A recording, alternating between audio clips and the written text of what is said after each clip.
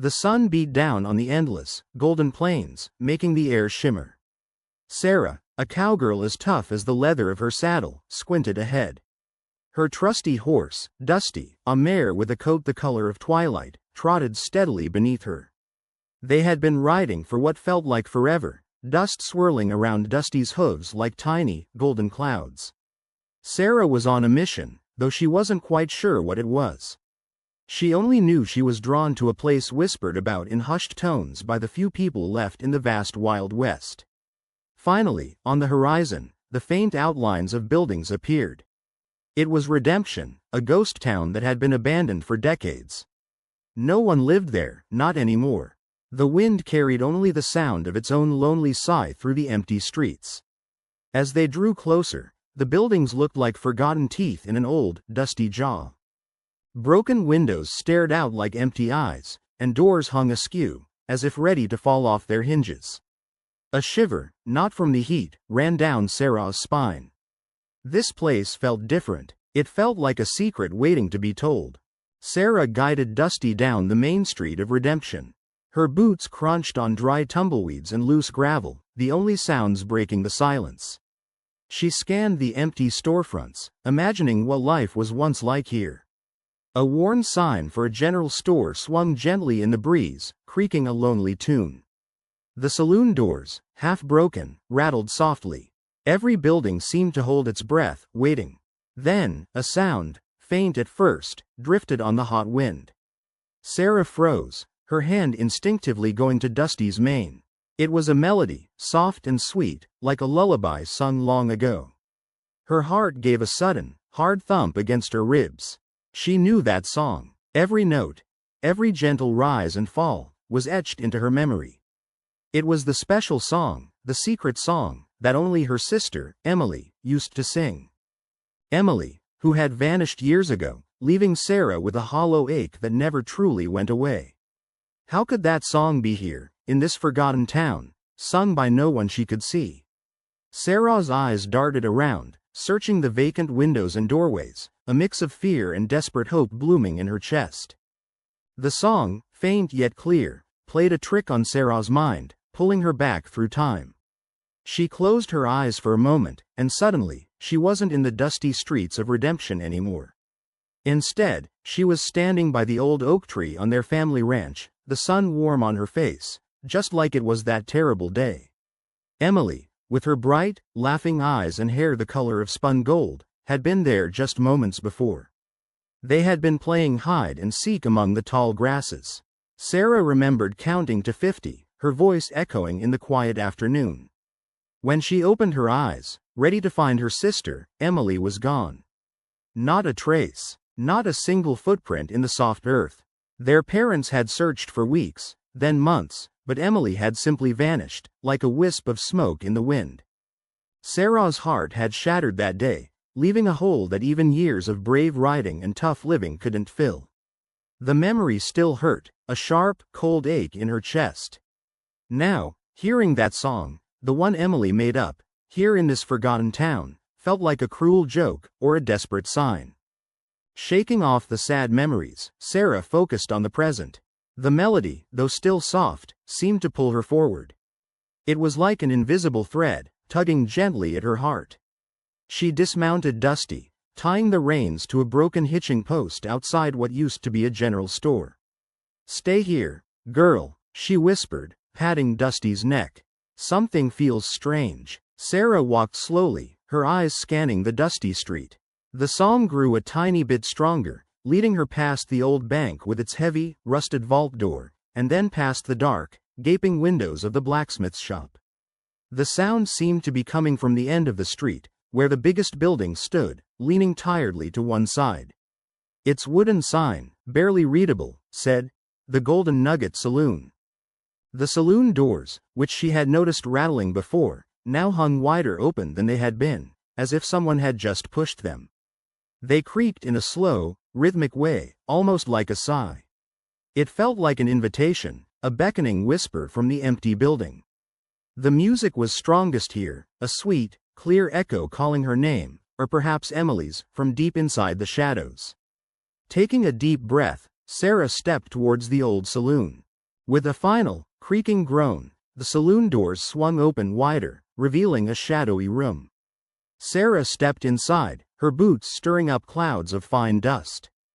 Golden shafts of sunlight streamed through the grimy windows, making tiny specks of dust dance like fireflies in the air. The smell of old wood, stale tobacco, and forgotten dreams filled the space. The melody, which had drawn her here, now seemed to fade, becoming an even softer whisper.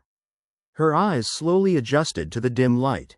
Broken chairs lay scattered, and a piano with missing keys stood silent in one corner. On the wall behind the long, dusty bar, among old, faded posters and a cracked mirror, Sarah spotted something that made her heart leap. It was a small, oval-shaped picture, tucked into a frame made of tarnished silver. The glass was clouded with age, but she could still make out the face of a young woman.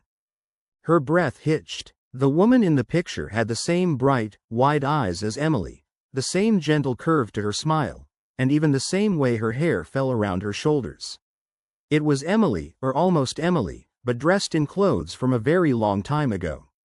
The picture was old, very old, yet the resemblance was so strong it felt like a ghost staring back at her. Sarah reached for the old picture, her fingers trembling as she carefully took it from the wall. The woman's eyes, so much like Emily's, seemed to hold a secret. She gently wiped away the dust, hoping for a clearer look, but the image remained faded.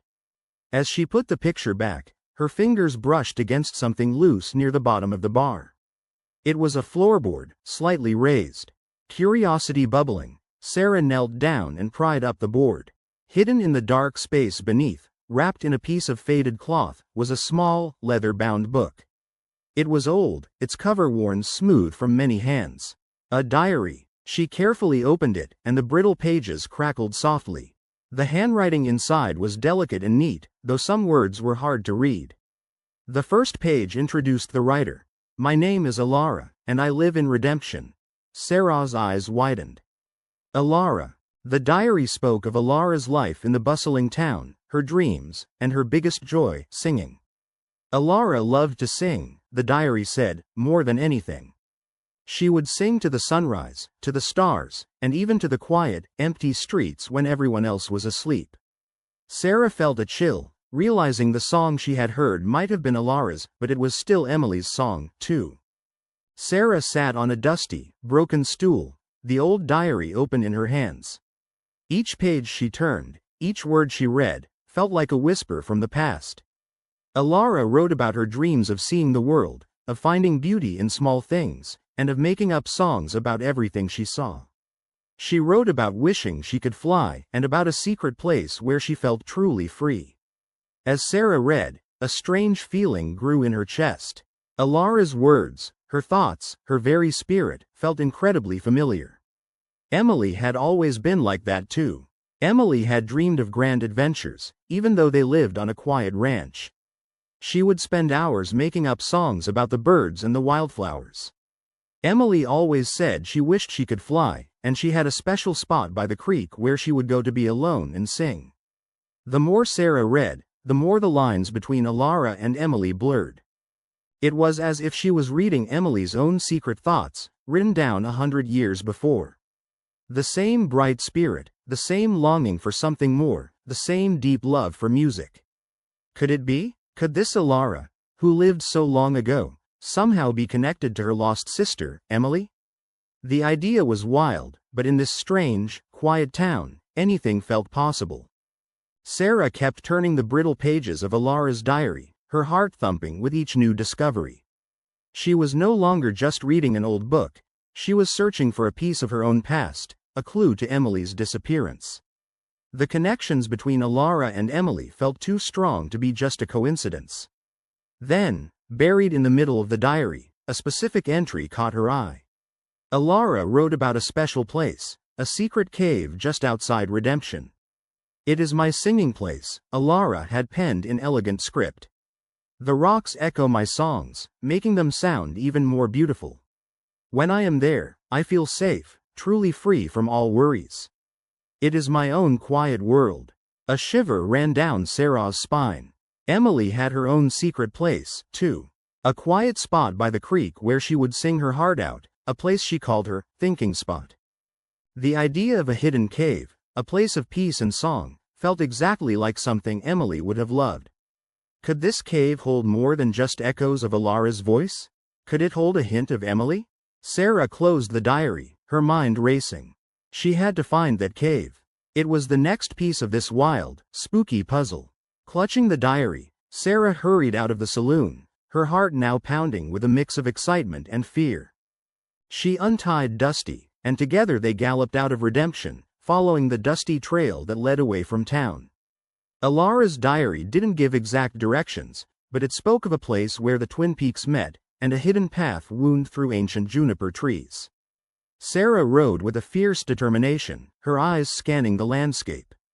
The sun was beginning its slow dip towards the horizon, painting the sky in fiery oranges and purples. Finally, after a ride that felt both long and short, she spotted them, two jagged peaks rising sharply against the colorful sky. A small, overgrown path, almost hidden, snaked between the gnarled trees, just as the diary described. Dismounting, Sarah pushed aside thick branches and stepped onto the path. The air immediately changed. It grew cooler, and a strange, earthy smell filled her nose, like wet rock and forgotten time. A soft breeze whispered through the leaves, carrying with it a faint, almost silent hum. As she walked deeper, the path opened into a hidden clearing, and there, carved into the side of the rock face, was a dark opening, the cave. Its entrance looked like a wide, silent mouth. Sarah stepped inside, and the air wrapped around her, heavy and old, as if the cave itself was breathing the past. The cave was dark and quiet, the only sound the drip drip drip of water somewhere deep inside. Sarah carefully moved deeper, her hand brushing against cold, damp rock walls. She used a small lantern from her saddlebag to light her way, its beam dancing on the uneven floor.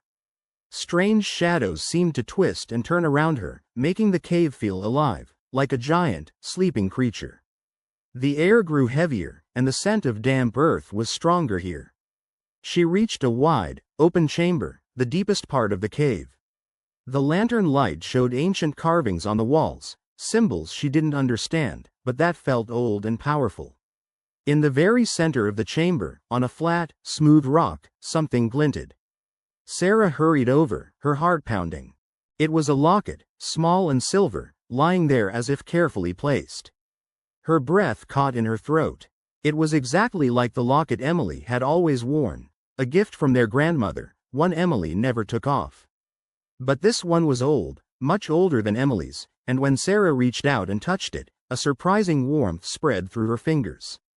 It wasn't cold rock, but a gentle heat, like a tiny, beating heart. She picked it up, her hand closing around the warm metal, and a strange energy seemed to flow into her. The locket, warm and humming with a soft energy, felt perfect in Sarah's hand. It was as if it belonged there, meant for her to find. She stared at the old silver, her mind racing with questions. How could this locket, so much like Emily's, be here? And why did it feel so alive? As she held it tight, a shiver, not of cold but of something ancient and powerful, ran through her.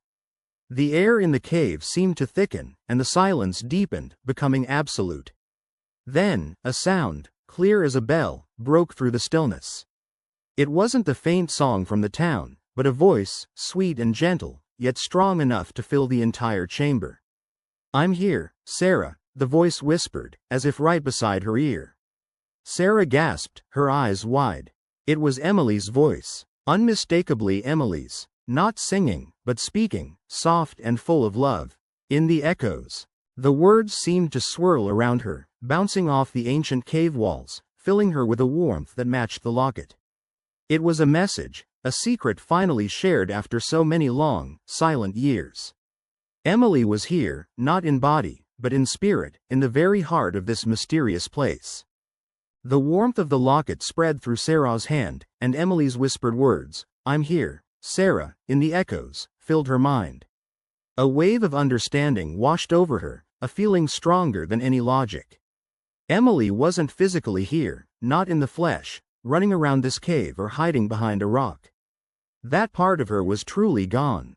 But the voice, the song, the locket, and the diary, They all painted a different picture. Sarah looked at the ancient carvings on the cave walls, feeling the weight of ages. Emily's spirit, her bright, singing soul, had somehow found a way to connect with this place, with the story of Elara. It was as if a part of Emily had woven itself into the fabric of redemption, becoming a part of its history, its very echoes.